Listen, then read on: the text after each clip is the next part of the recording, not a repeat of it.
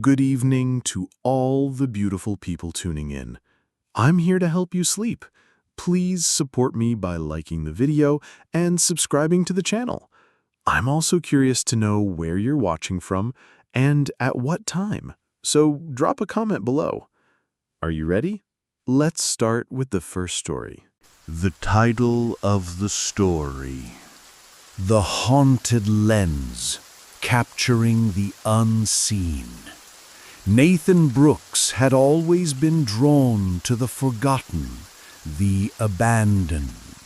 He was the photographer who reveled in the eerie silence of long-forgotten buildings, the decaying remnants of once thriving places, and the way the light flickered in places where shadows still clung to the walls like ghosts. He called it his art. His work was praised for its raw, chilling beauty, and his portfolio was considered one of the most influential in modern photography. But Nathan never believed in the supernatural. That is, until he stepped into a tiny, out-of-the-way shop in a secluded corner of a town on the edge of Eastern Europe. The shop was tucked between two crumbling buildings with a dusty window that beckoned him as though it knew what he sought. The shopkeeper, an old woman with sharp eyes and trembling hands, barely spoke when Nathan entered, only gesturing to the far corner where an antique camera sat on a dusty shelf. It was old, perhaps a century or more. The wood of the camera's body was dark, almost black, with intricate carvings etched into its surface. Its lens was large, reflecting a strange, unsettling gleam under the dim lights. Something about it seemed alive. The woman warned him softly, her voice barely a whisper. "It is no ordinary camera. It sees things beyond our realm. Be careful." But Nathan, intrigued by the mystery, ignored her. He bought the camera, dismissing her warnings as the ramblings of an old woman. Little did he know that single decision would shatter his understanding of reality. His first photo shoot with the camera took place at an abandoned asylum on the outskirts of the town. It was a location Nathan had visited numerous times before, but today something felt different. He set up the camera, its strange lens staring into the decaying hallway, and took his first shot. The shutter clicked with a deep, almost mechanical thrum. The air seemed to grow colder. When Nathan developed the photo later that night, he was taken aback. The image was as he expected, a dark, crumbling hallway, but there, standing just beyond the frame, were faint, shadowy figures. They were indistinct, translucent like wraiths floating in the gloom.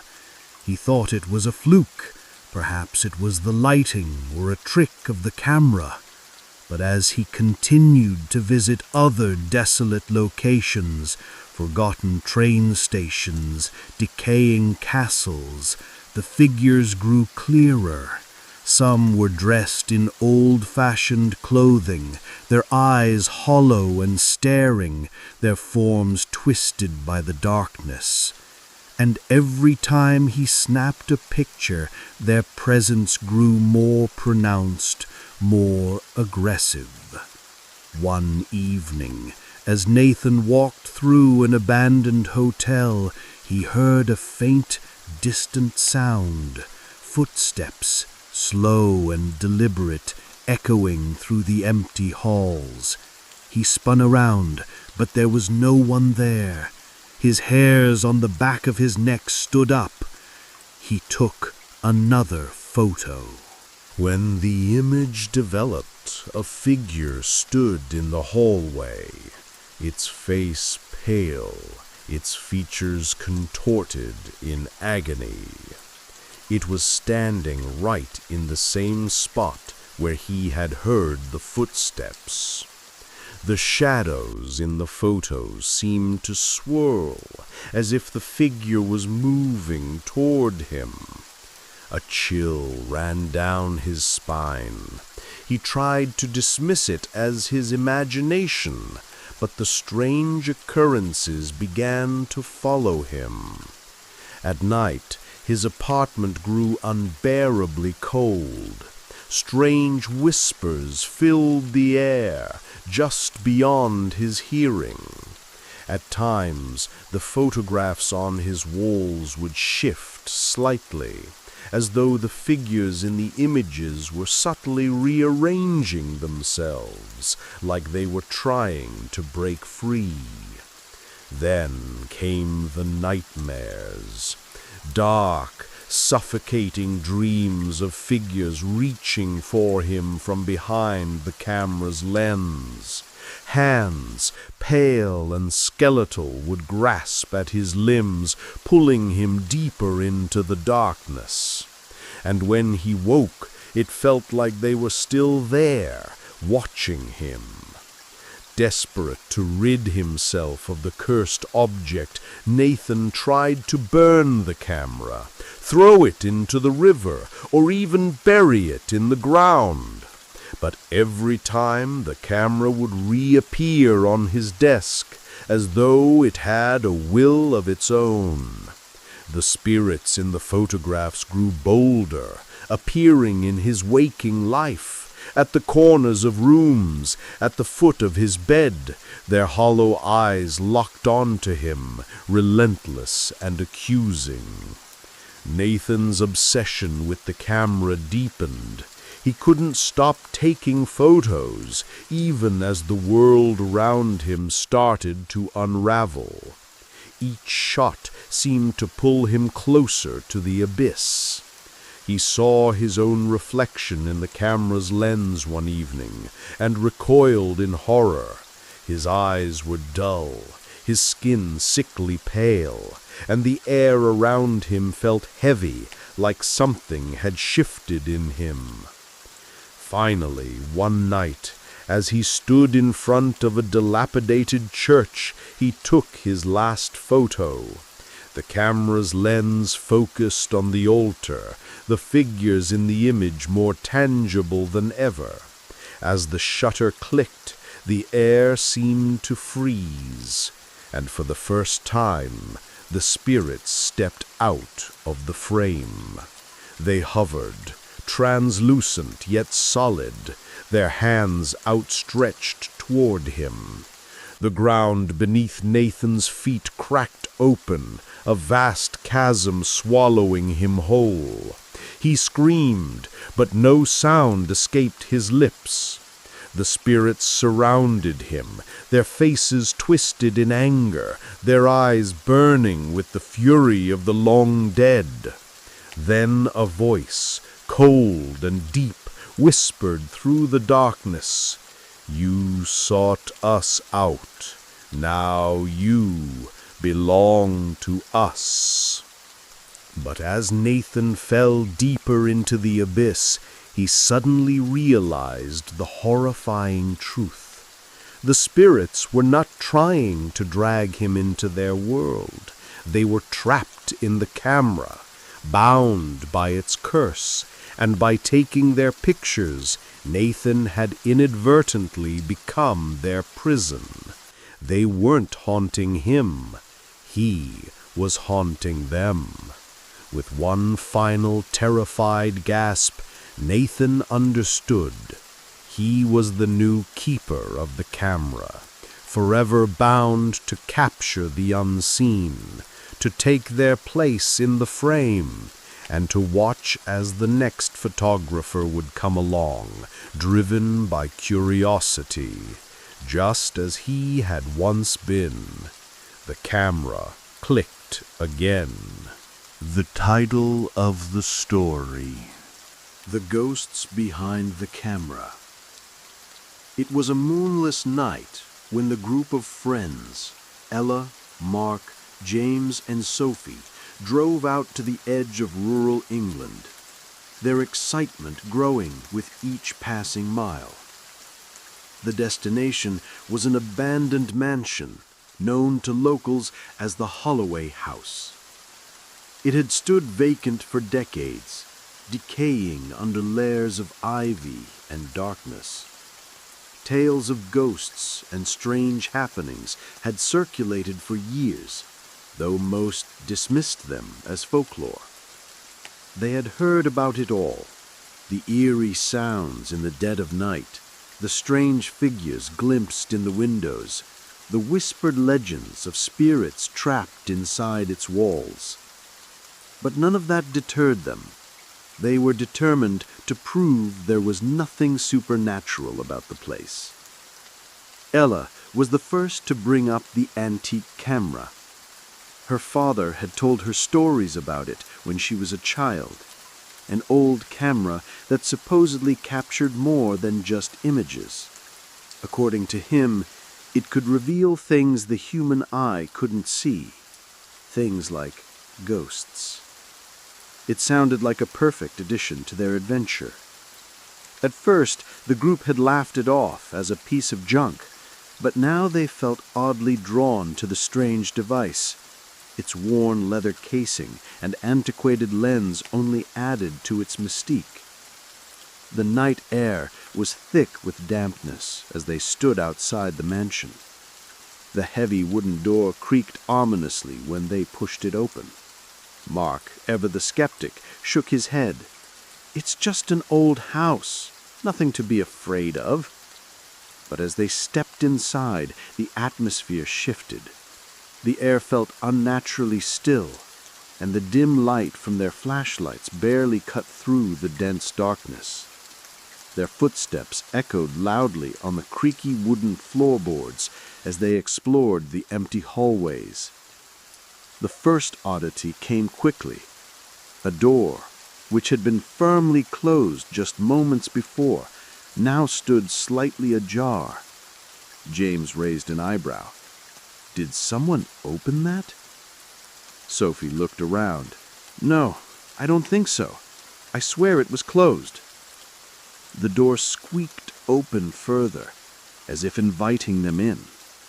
They stared at it, unsure whether to step forward or retreat. But the curiosity pushed them onward.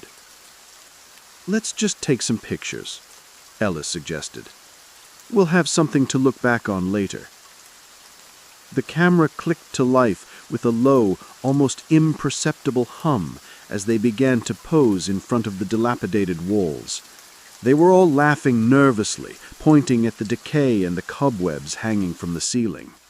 Mark was the first to try the camera, aiming it at Sophie, who stood in front of a tall, broken window. A flash of light, too bright for a camera of that age, filled the room. They froze for a moment, blinking away the sudden brightness. The sound of the shutter was oddly sharp, almost unnatural. "Let me see," Sophie urged.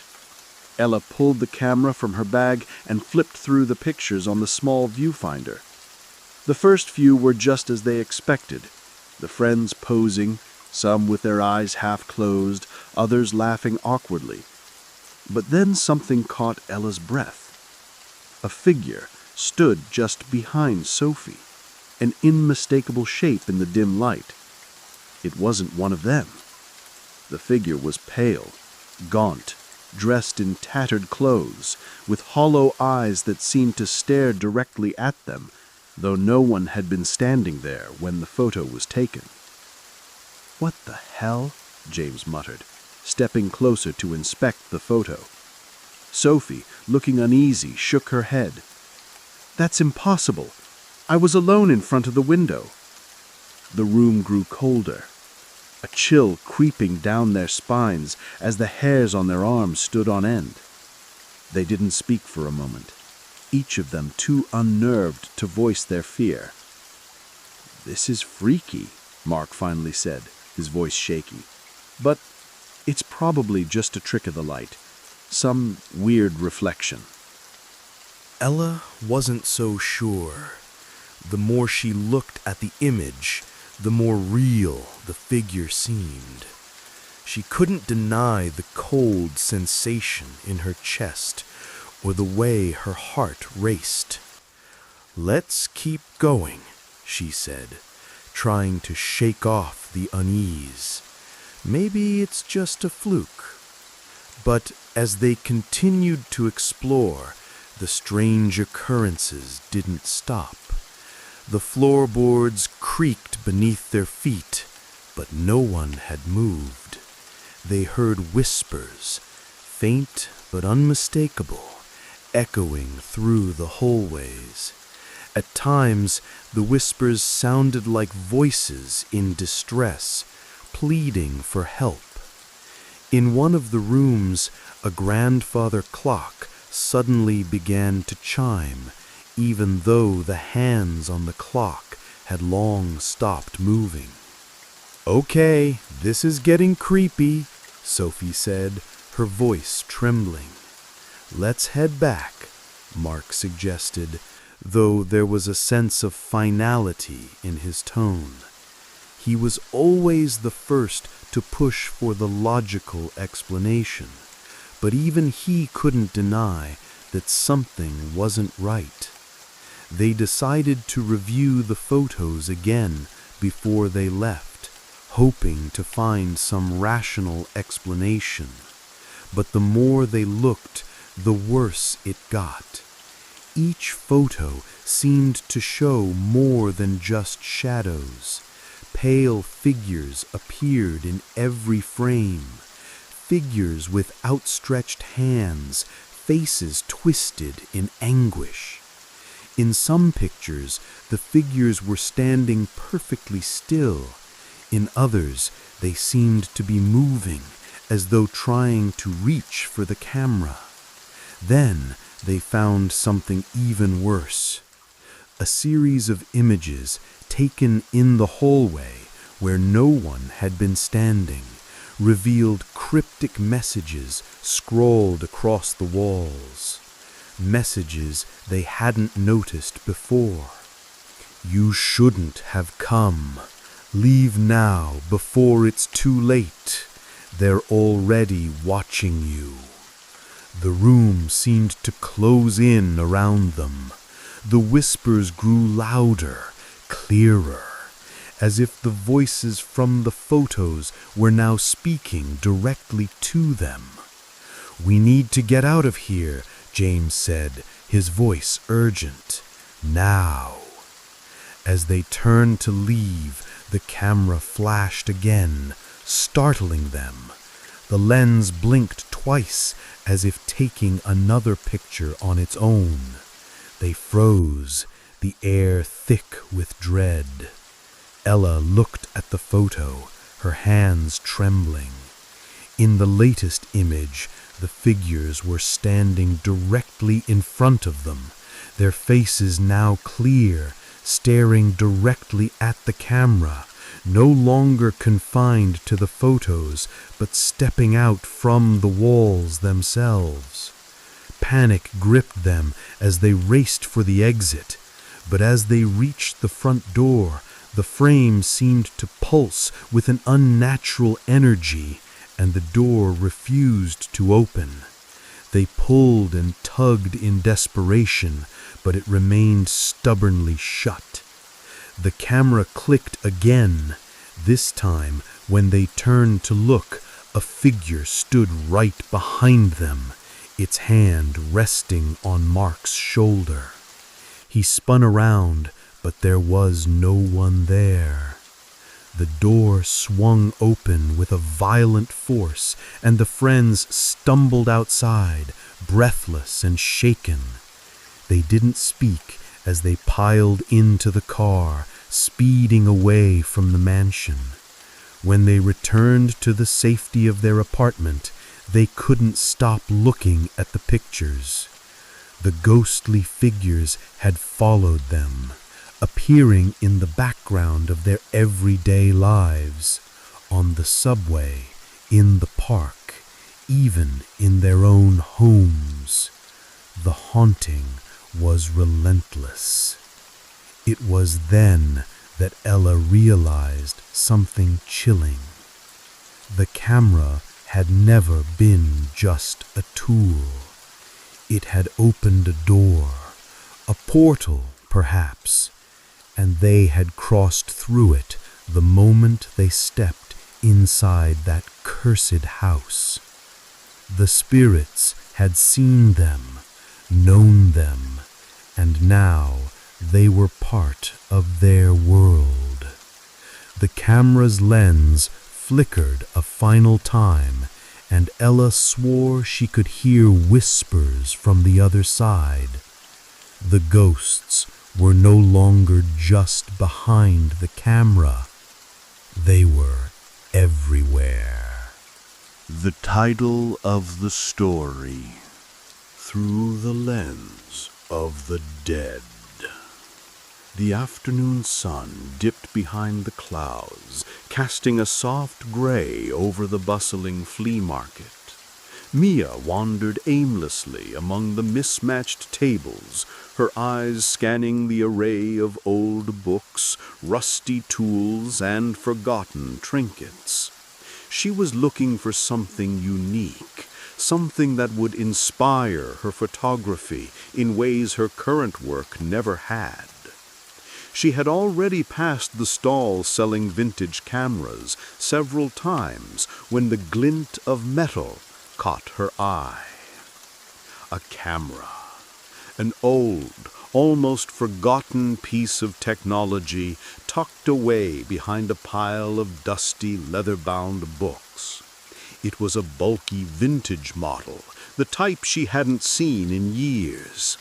Its lens, a strange, iridescent blue, shimmered under the dim light. The vendor, an elderly man with deep-set eyes, noticed her interest and shuffled over. "Ah, a discerning eye," he said with a crooked smile. "It's not often people show interest in this one. It's an antique, you know." Mia smiled politely, her fingers running over the smooth surface of the camera. "How much?" The man paused, his hand trembling as he reached for a faded card stuck to the back of the camera. He glanced at it, then at her, and after a long silence murmured, $100. It's a bit cursed, if you ask me, but it's yours for the taking." Curiosity piqued, Mia hesitated only for a moment before handing him the cash. She had always been drawn to old things, things that carried history, and this camera was no exception. That night, Mia set the camera on her desk, running her fingers over its worn frame. She felt a strange sensation, like the camera was watching her, waiting. She quickly shrugged off the feeling, chalking it up to her imagination. After all, it was just a camera. The next day, Mia took the camera out for her first shoot. It was a bright and sunny afternoon, perfect for photographing the parks in her neighborhood. As she lined up her first shot, a group of children playing in the grass, she raised the camera to her eye and snapped the shutter. The sound was unlike any she had heard, a deep, resonating click, echoing in her ears like something ancient. She lowered the camera, expecting to see a beautiful shot of the kids, but when she examined the image on the small screen, her heart skipped a beat. There, just behind the children, stood a figure, a shadowy silhouette, almost transparent, with hollow eyes staring straight at her. She blinked, rubbed her eyes, and looked again. Nothing had changed. The figure was still there. "Must be some dust on the lens," she muttered to herself, though she knew deep down that it wasn't dust. Still, she tried to brush it off as she took a few more pictures. With each shot, the figures became more distinct until they were no longer shadows, but fully formed ghostly apparitions. Some appeared far in the background, others hovering near the subjects of her photos. Each image left her with a deep, unsettling feeling. What had she stumbled upon? As days passed, Mia couldn't ignore the sense of dread that gnawed at her. She would hear faint whispers when the camera was in her hands, and sometimes at night she swore she could hear creaking footsteps echoing across the empty room. Her friends laughed it off, dismissing her claims as stress from overworking, but Mia knew better. Something was terribly wrong.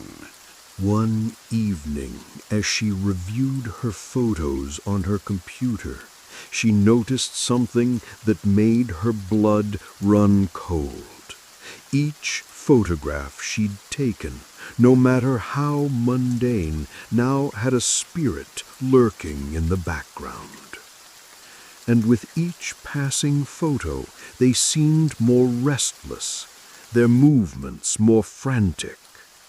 Determined to find out the truth, Mia delved into the history of the camera, hoping to uncover some explanation for its strange effects.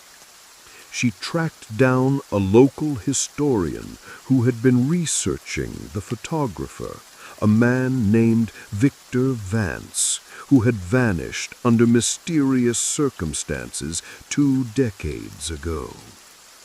The historian's office was cluttered with dusty files and forgotten books. After Mia showed him the camera, his face paled. "You found it," he whispered, his voice trembling. "This belonged to Victor Vance. But that's impossible.